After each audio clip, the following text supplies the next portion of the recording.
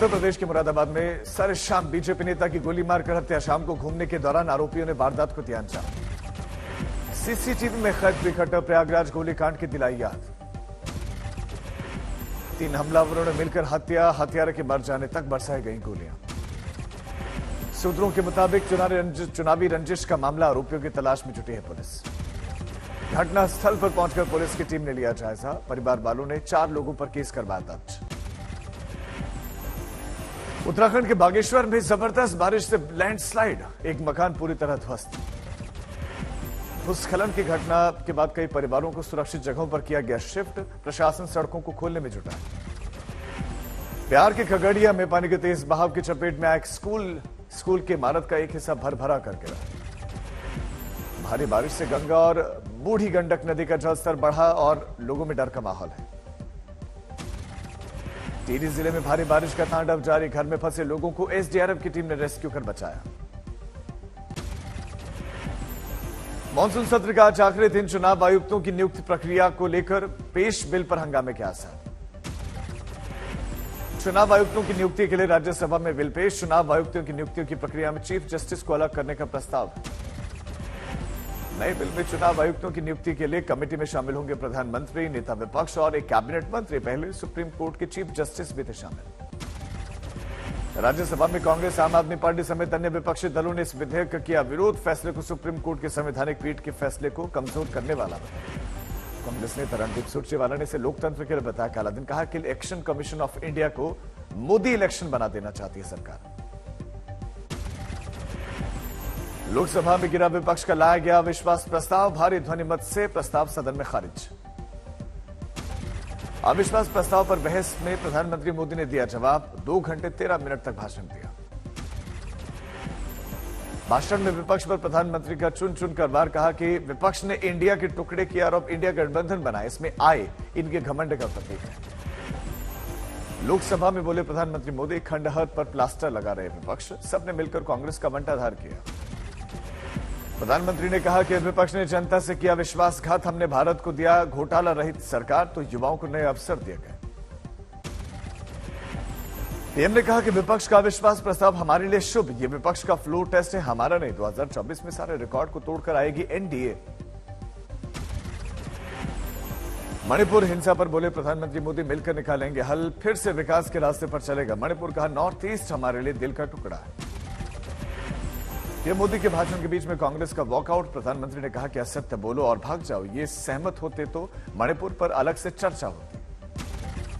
अविश्वास प्रस्ताव के खिलाफ बोले केंद्रीय मंत्री ज्योतिरादित्य सिंधिया। कहा विपक्ष को न देश की चिंता, न पीएम की, न राष्ट्रपति पद की चिंता, सिर्फ अपनी हैसियत की चिंता। सिंधिया का विपक्ष पर सीधा हमला। कहा कि ये ऐसे बादल हैं जो सिर्फ गरजते हैं, बरसते नहीं। बीजेपी सांसद राज्यवर्धन सिंह राठौर का विपक्ष पर वार। कहा राहुल को याद आया मणिपुर, लेकिन भूल गए राजस्थान में महिलाओं पर अत्याचार। संवेदनशीलता का ढोंग करती है कांग्रेस। अविश्वास प्रस्ताव के खिलाफ बोलते हुए वित्त मंत्री निर्मला सीतारमण का वार। कहा कि यूपीए ने बर्बाद किए 10 साल, भ्रष्टाचार से बेहाल था देश। वित्त मंत्री की दलील, 2014 से 2019 चुनाव में जनता ने यूपीए का अविश्वास दिया और कहा कि चुनौतियों के बीच में तेजी से आगे बढ़ रहा है देश और अर्थव्यवस्था। विपक्षी गठबंधन इंडिया पर बरसे निर्मला। कहा कि नए गठबंधन को लेकर गजब का असमंजस, आपस में ही लड़ाई। लोकसभा में निर्मला सीतारमण के बयान के दौरान हंगामा। इंडिया गठबंधन के नेताओं ने सदन से किया वॉकआउट। कांग्रेस नेता अधीर रंजन सदन से निलंबित विशेष अधिकार समिति की रिपोर्ट तक सत्र में नहीं आ पाएंगे। निलंबित होने के बाद अधीर रंजन चौधरी की सफाई। कहा मेरा इरादा पीएम का अनादर करने का नहीं था, मैंने धृतराष्ट्र द्रौपदी का उदाहरण दिया था। अविश्वास प्रस्ताव के पक्ष में कांग्रेस सांसद अधीर रंजन बोले चांद और चीता पर बोलते हैं पीएम, लेकिन मणिपुर पर नहीं। अधीर रंजन चौधरी ने सरकार पर लगाया मणिपुर को 2 हिस्सों में बांटने का आरोप। कहा मणिपुर के सांसदों को बोलने नहीं दिया जाता। अधीर रंजन चौधरी ने सदन में नया नारा दिया। कहा ध्रुवीकरण और भगवाकरण से क्विट इंडिया हो।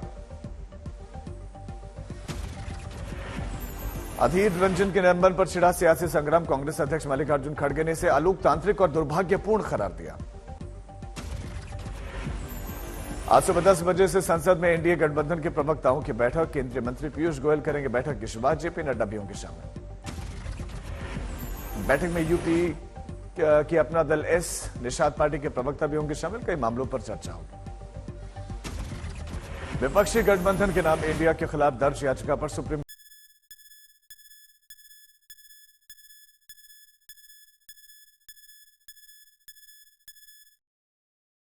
सेट करना चाहता है विपक्ष। दिल्ली में आज इंडिया गेट से मेजर ध्यानचंद स्टेडियम तक निकाली जाएगी तिरंगा बाइक रैली में सांसद और मंत्री लेंगे हिस्सा। आजादी के अमृत महोत्सव के मौके पर 13 से 15 अगस्त तक चलेगा हर घर तिरंगा अभियान। घर घर तिरंगा फहराने के लिए लोगों को किया जाएगा प्रोत्साहित। आज यूपी विधानसभा में मानसून सत्र का आखिरी दिन। आज एक दूसरे पर हमलावर रह सकते हैं सत्ता पक्ष और विपक्ष। विपक्ष राज्य सरकार पर महंगाई, कानून व्यवस्था जैसे मामलों को लेकर लगाएगा आरोप। किसानों के मुद्दों पर भी होगी बात। नेता प्रतिपक्ष अखिलेश यादव करेंगे सदन को संबोधित। सीएम योगी आदित्यनाथ देंगे आरोपों का जवाब। फर्जी हस्ताक्षर के आरोपों पर आप सांसद राघव चड्ढा का बयान। कहा कि बीजेपी का एक ही मूल मंत्र 1000 बार झूठ बोलो ताकि सच लगने लगे। राघव चड्ढा ने कहा कि मैंने नहीं तोड़ा कोई नियम, दुष्प्रचार कर रही है बीजेपी। दिल्ली से बिल को सिलेक्ट कमेटी में भेजने के लिए दिया गया था प्रस्ताव। कुछ सांसदों के फर्जी दस्तखत के आरोप। राघव चड्ढा ने कहा कि संसदीय नियमों के मुताबिक दिया गया प्रस्ताव। रूल बुक के मुताबिक कमेटी के लिए प्रस्तावित नाम का सिग्नेचर जरूरी नहीं है। आम आदमी पार्टी ने भी जारी किया बयान। कहा कि प्रस्ताव में प्रस्तुत नहीं किए गए हस्ताक्षर, इसीलिए व्याख्या का सवाल ही नहीं उठता। राघव चड्ढा के आरोपों पर बीजेपी के हरीश खुराना का पलटवार। ट्वीट में लिखा कि तू इधर उधर की न बात करो, ये बताओ कि सदस्यों से सहमति ली थी या फिर नहीं। नूह हिंसा मामले में पुलिस प्रशासन ने बढ़ाई सख्ती। अब तक 365 लोगों की गिरफ्तारी, 111 हिरासत में, 153 पर केस दर्ज। नूह हिंसा पर बोले हरियाणा के राज्यपाल। शांति बनाए रखने की अपील। प्रगति के लिए शांति जरूरी। हरियाणा के लोग भाईचारा बनाए रखें।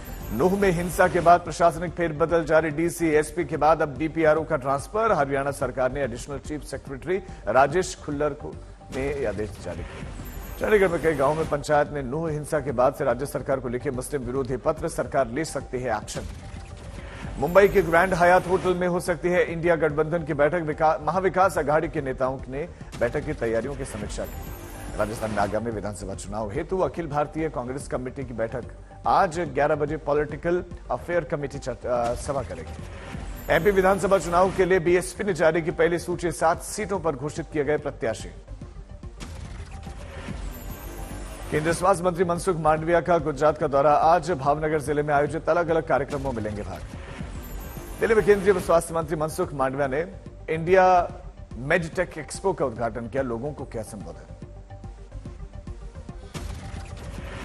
नूह में मुस्लिम समुदाय ने की बड़ी घोषणा। आज भी खुले स्थानों पर नहीं होगी जुम्मे की नमाज। नूह में सीपीआईएम प्रतिनिधिमंडल ने हिंसा प्रभावित इलाकों का किया दौरा। पूरी घटना के बारे में जानकारी ली। 12 और 13 अगस्त को वायनाड के दौरे पर रहेंगे राहुल गांधी। संसद सदस्यता बहाल होने के बाद राहुल का पहला दौरा। चुनावी साल में गहलोत सरकार ने जयपुर में 40 लाख महिलाओं को बांटे स्मार्टफोन। बीजेपी ने पुराने मॉडल देने का आरोप लगाया।